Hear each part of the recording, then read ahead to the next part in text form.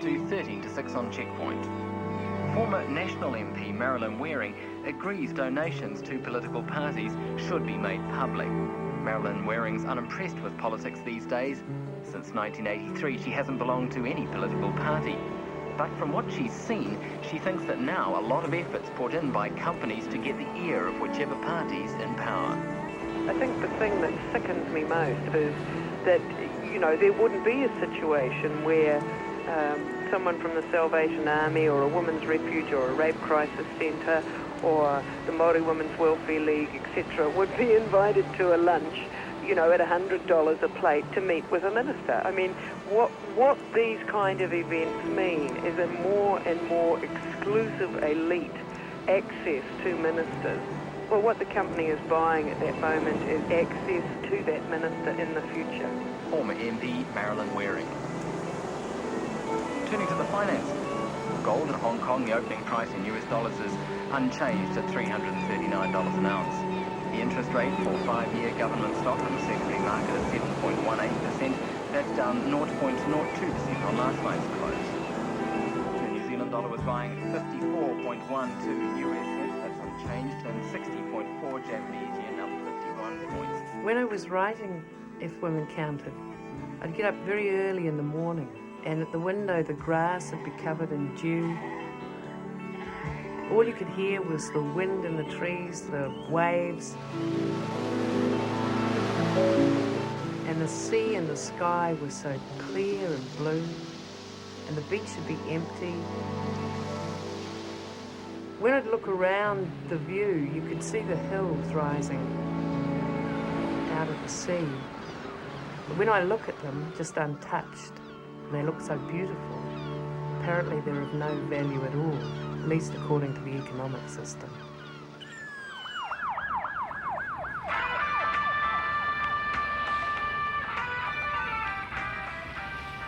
I'm David Gutnick, and you're listening to CBC Radio 940. For those of you suffering from economics anxiety, there may be some relief on the way. Dr. Marilyn Waring is speaking in Montreal this evening. She's a feminist economist, and she's the author of If Women Counted, published in some countries as Counting for Nothing. Her work has been hailed as having global, even historic significance. The more that you smoke cigarettes, or the more that you have automobile accidents, the more growth increases. Now, I'd be fairly unlikely, having smashed my car, to come home and say, darling, don't worry about it, we've just contributed to the national income of the country. I mean, I wouldn't run my household like that, and I can't think like that. I would consider that a loss, I would kind of consider that a debit in my account. A cost, not a benefit. National income accounting doesn't have a debit side. As long as the activity passes through the market, it's good for growth. Let me give you a very easy example. The voyage of the Exxon Valdez. Now, the Exxon Valdez is most likely the most productive oil tanker voyage ever known on the face of the planet. Now, if it had simply loaded up its oil in Alaska and made its way down the west coast and discharged into a bunker, it would have been a moderately productive voyage in economic terms. But if you want to have fantastic growth, it's a very good idea to ram your tanker into an iceberg. Immediately there are the insurance costs and the new tanker. This is great for growth. Then there are the civil legal proceedings and the criminal legal proceedings. Immediately, of course, there's the payment for the clean-up operation. Then down the way a little bit, there are the compensations to fisher people and the compensations to the tourist industry.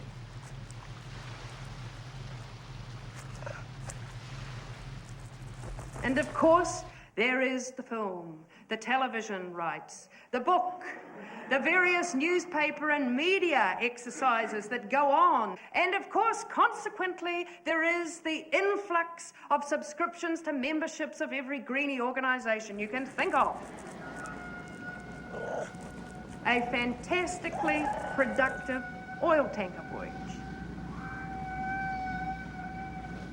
You see what I mean? It all added to growth. Nobody stood there and said, dearie me, just lost an oil tanker, better subtract that from the national income accounts. I think most economists place a affirmative value on being incomprehensible. Indeed, they seem to value their work in inverse ratio to their ability to be understood. There's some exceptions to that. John Kenneth Galbraith, for instance, writes comprehensibly. But Marilyn, because her goal is to be understood, she understands very well that if people don't have the information, they can't act on it. Demystifies the language and really makes economics, as it should be, simply the way we impute value to that which we consider valuable.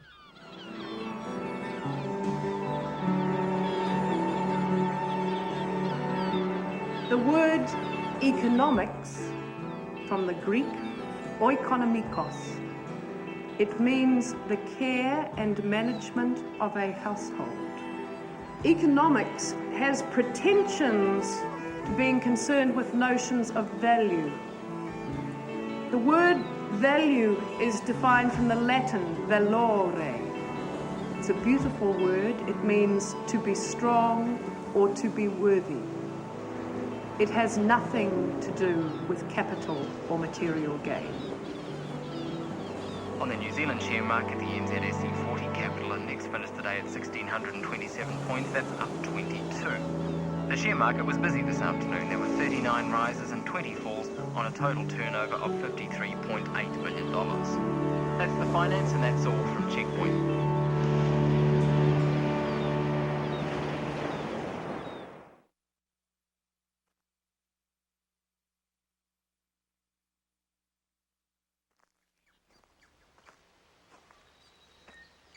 I certainly feel in this entire journey that my constituents and then women and the ecosystem has been my teachers. Well, it was very early when I was a Member of Parliament. There was an application made for a prospecting licence on Mount Pirongia by a company called Gold Mines New Zealand. And the planning procedure was such that the mining company could show all the apparent good that was going to accrue to all of this area. We'll provide loads of jobs, we'll provide loads of support to the service infrastructures. You know, your schools will stay open, you'll get more roading, your post offices, all of those kinds of services. Your electricians and plumbers and everybody else will have loads of jobs while we're involved in all of this. There'll be export earnings. It's gold we're talking about. There'll be substantial reductions in overseas funds. You know, we'll be here for years. Yeah, the usual growth development kinds of arguments. No debit side. You notice there's never any debit side in terms of this kind of development. Nobody talking about what you're going to do with all the materials that you take out of the mountain that then begin to leach into surrounding farmland. The kind of scarring that would be happening in the bush and the forest and the mountains, the ruin of the habitat of so many species.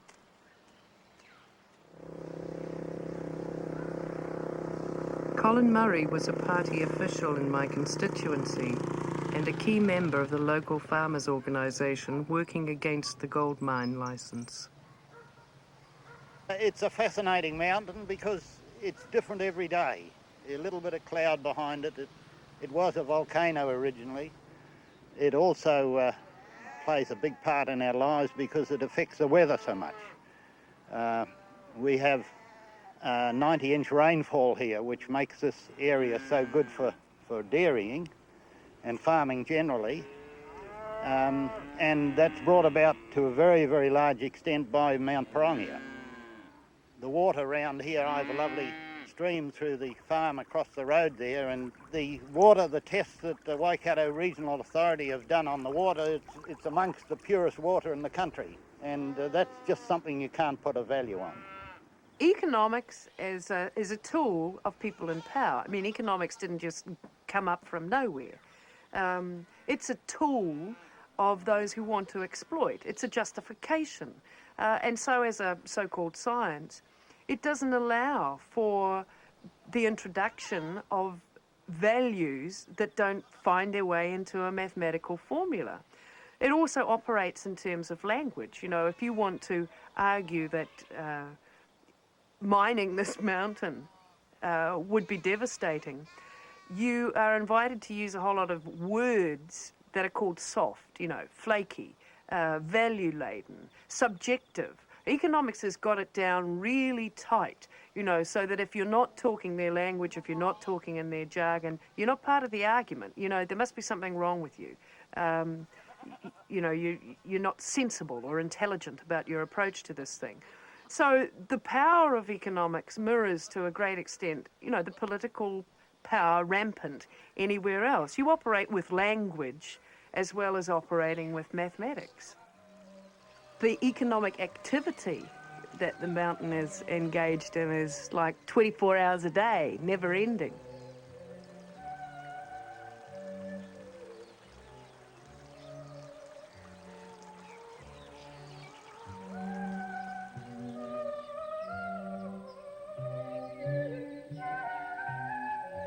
It's the habitat for the pollinating species without which none of this agriculture could survive. It's controlling the microclimate for the production that comes from everything out here.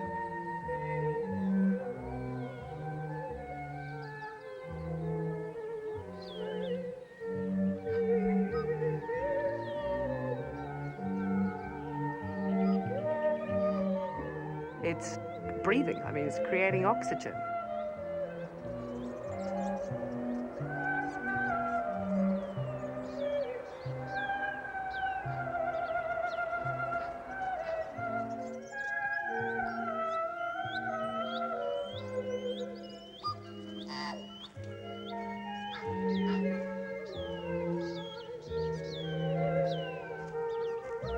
And it provides hundreds of hours for just what is euphemistically called leisure and recreation, tramping. None of those features can find a very easy expression in terms of cost-benefit analysis.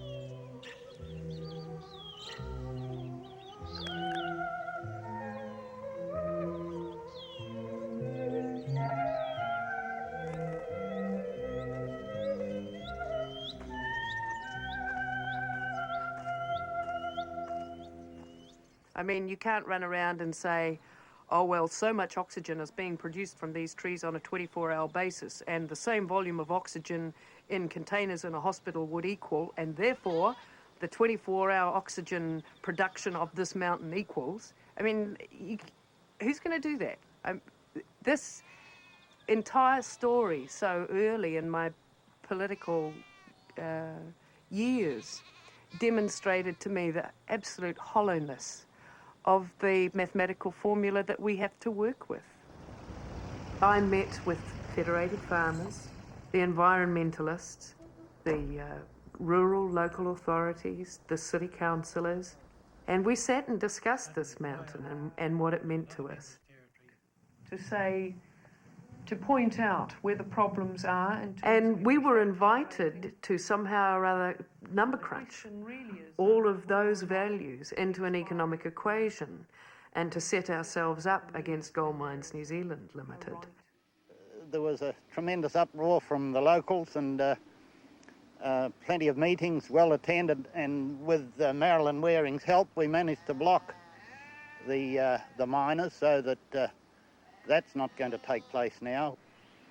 It's a forest reserve now. It's all that bush-clad mountain is reserved as a forest park.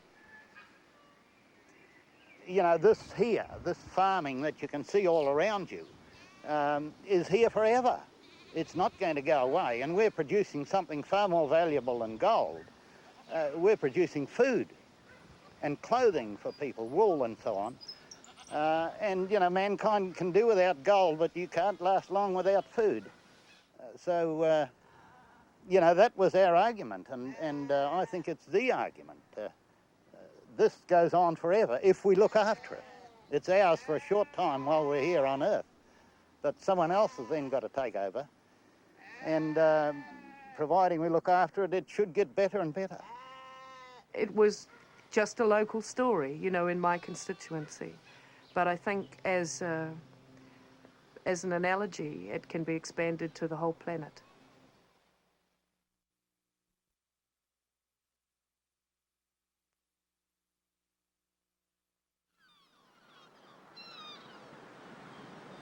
When my friends Imelda and Loris harvest New Zealand seafood for their families, it isn't seen as economically valuable. But if they went and bought the oysters in tins at the supermarket, then that would be counted. Before the Europeans come on, the Maoris never ever had electricity and things like that, so their food mainly depended on from the sea, was gathered from the sea. We have a custom that's called kai moana, and its meaning is gathering of food, mainly shellfish from the sea. We go out when the tide's low and pick up seafood, mussels, oysters. The oysters take about 2 to 3 years to grow, so that's why you just take a little bit. Yeah, we only usually take enough food for a meal, you know. Then if you're still hungry in a couple of days, you come back and get another bucket full, and then you have them fresh all the time. We don't basically go to the same place, we go all over the place. You know. Over the years, we've just learned where to you know, get the bigger ones from, because we watched Mum and Dad do it. We get them mainly for family, or the Maoris, if they've got a tangi or a hui on, they usually go and gather shellfish or, you know, catch fish for the hui. And then you take it back to the marae and everybody just mingles in and you all open it. Them up and put them in dishes and cook. And then they put them out on the table for supper or tea or whatever. You have a big feast. But we never sell it. The old Maoris don't sell shell food. It's not meant to be. It's meant, you know, they give it away. You never ever sell it. You get the odd one who'll take it back to the cities to sell, but the elders usually come down hard on them and say it's costing you nothing. And if you come and take a whole lot of food from here, then the next person that comes along to get some can't find it because you're taking it all away and selling it for money. You should leave it for food. Well, if I'm going down to a beach to collect kai moana, I always behave the way that I've been taught by the local people, by the Maori people. And I find in this and in so many of the practices in Aotearoa in New Zealand that they make perfect sense. I mean, both perfect economic sense, perfect environmental sense, perfect ecological sense, from, you know, centuries of tradition of indigenous people. So why change it? Why behave any other way?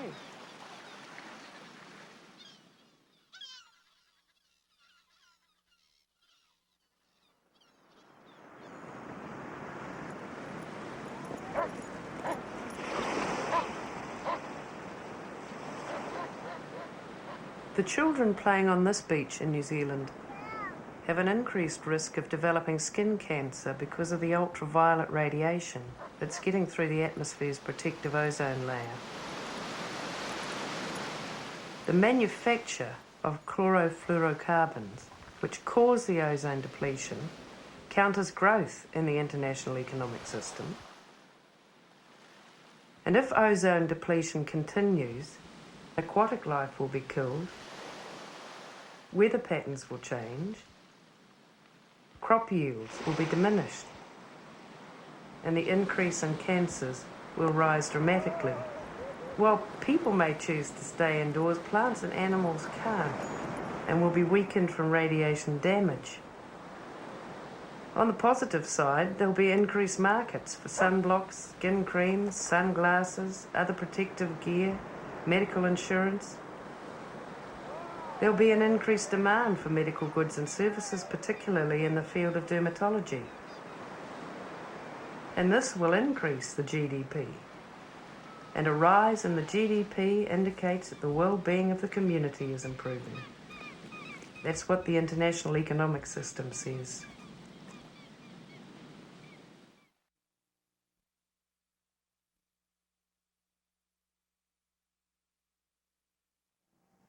But what are we after then? What are the alternatives? Your country, Canada, or mine, New Zealand, where there are political will, could establish qualitative environmental indicators.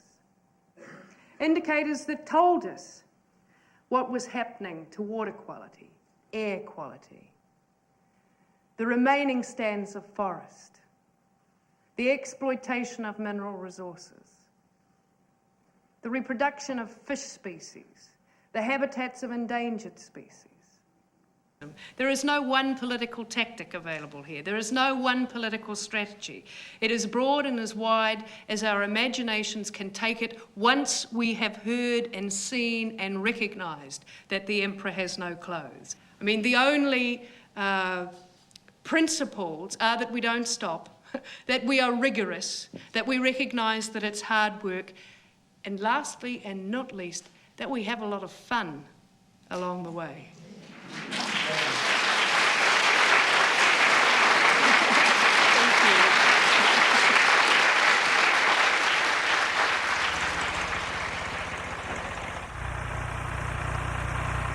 I had all kinds of ideas when I was in politics about what I was going to do and what I should do.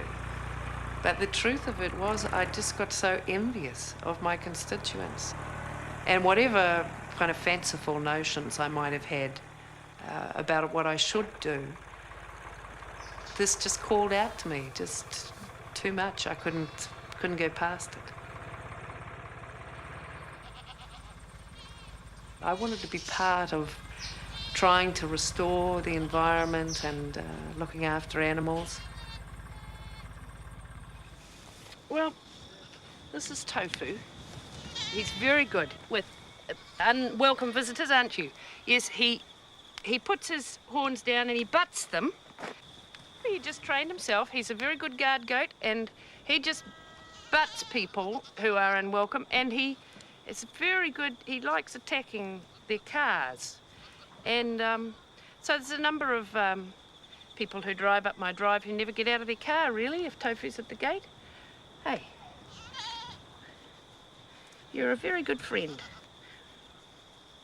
Yes, I know. I'm not so bad myself. You go get the sound, lady. Go on.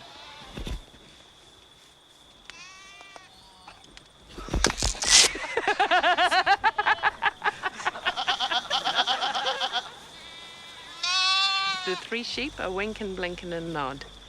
And I got them because I like knitting, and I wanted some black fleeces.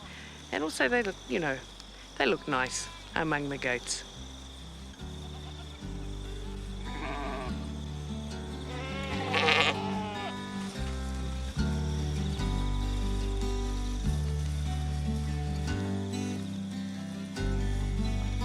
Take your money, keep it. Don't tell me who to become. Take your age-old wisdom with you to kingdom come. Degrees and all that education won't help me where I come from. Born and raised in a country beside the river, my home. Born and raised in a country beside the river, my home. And ain't life sweet when we know what we're doing?